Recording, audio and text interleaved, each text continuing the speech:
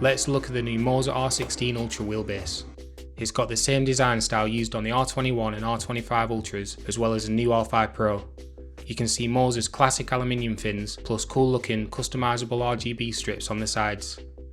Side by side with the R5 Pro, this thing is huge, and it's pretty heavy too, at 6 kilograms. You're getting 16 Nm of torque, and that's constant power, not just peak bursts.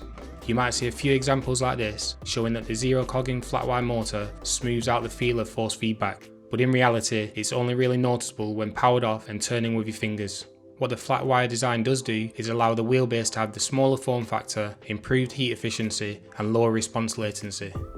On the back, you get all the standard ports for your pedals, e-stop, shifter, handbrake, and all the usual stuff. At £499, it's actually cheaper than the original R16, while giving you an updated design and upgraded internals.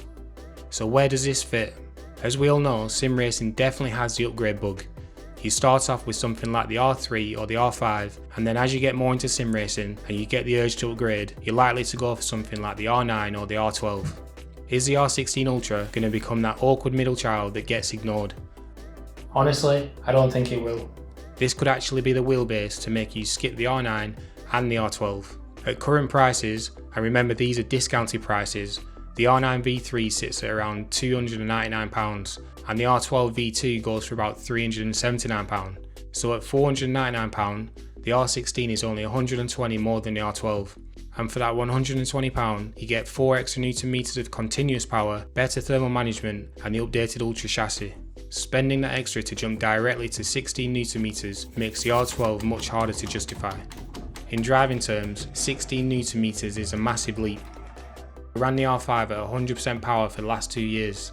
With the R16, I'm running at about 60% force feedback strength because the max power is too much to handle and I need more time to adjust to it. Next to the R5 Pro, you can get a sense of the power difference from that extra 10 Nm.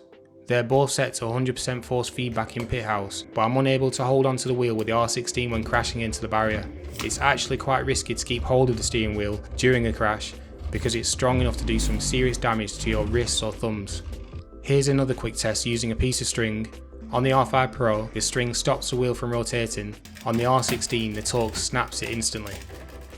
I'll be doing some follow-up videos of the R16, so make sure you subscribe if you want to see those. Thanks for watching, and I'll see you on the next one.